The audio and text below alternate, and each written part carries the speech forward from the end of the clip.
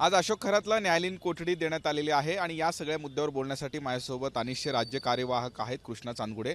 आपण या सगळ्या मुद्द्यावरती अनेक आरोप केलेले आहेत, आवाज उठवलेला आहे। आज अशोक खरातला पहिल्या गुन्ह्यामध्ये न्यायालयीन कोठडी देण्यात आलेली आहे। आपली काय प्रतिक्रिया?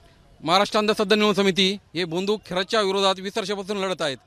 त्याच्यावर जो गुन्हा दाखल झाला त्या पहिल्या दिवसापासून आम्ही पोलीस प्रशासनाच्या आणि SITच्या संपर्कात आहोत। आज न्यायालयाने बंधूला न्यायालयीन कोठडी जरी दिली आहे तरी येणाऱ्या काळामध्ये त्याला पोलीस कोठडी अधिकच्या अधिक दिवस मिळेल असं मला वाटतं आहे। कारण हा जो पहिला गुन्हा आहे त्याच्यामध्ये न्यायालयीन कोठडी मिळालेली आहेत। त्याच्यावरती असे आत्तापर्यंत 11 गुन्हे दाखल झाले आहेत आणि 9 गुन्हे हे महिलांच्या लैंगिक शोषणाचे आहेत। त्याच्यामध्ये जादूटोणा विरोधी कायद्याचा कलम लागलेला आहे।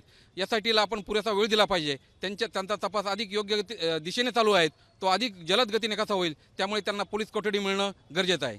या सगळ्या तपासामध्ये या अशोक खरातने काही लोकांना मांसाहारी सुद्धा म्हणजे जे शाकाहारी आहेत अशा लोकांना मांसाहारी खाण्यासाठी सुद्धा हे भाग पाडलेला आहे, अशा पद्धतीचं माहिती आहे। खरं तर समाज माध्यमातून अशी माहिती मिळालेली आहे की हा बंधू खरातने अनेक जैन लोकांना मासे हे शाकाहारी आहे असं समजून प्रसाद रूपाने त्याला दिलं होतं। असं करणं हा गंभीर अपराध आहे।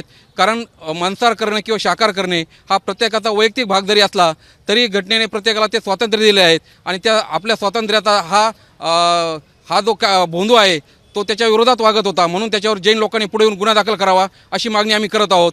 खरं तर हा बंधू आहे तो नेव्हीमध्ये होता आणि मासा आणि समुद्राच्याशी त्याचा संपर्क आला होता आणि त्याचाच आधार घेत त्यांनी जैन लोकांना काही सांगितलं, ते म्हणजे मासा हा शाकाहारी असतो कारण त्याच्यामध्ये रक्त नसतं आणि तो जलचर आहे असं सांगून त्यांची फसवणूक करत होता। त्याच्यामुळे जैन लोकांनी पुढे येऊन त्याच्यावर गुन्हा दाखल करावा अशी मागणी आम्ही करत आहोत।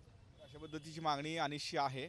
आज जरी अशोक खरातला न्यायालयीन कोठडी मिळालं असलं तरी अजून काही गुन्हे अशोक खरातवरती दाखल आहेत, त्या संदर्भात पोलीस कोठडी या अशोक खरातला मिळेल अशा पद्धतीचा विश्वास अनिसला आहे।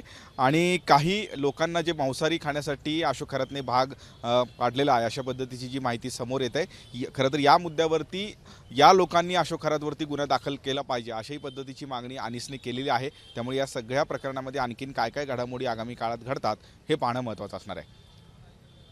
व्हिडिओ जर्नलिस्ट दीपक सह मी किरण गोटूर, जय महाराष्ट्र न्यूज, नाशिक।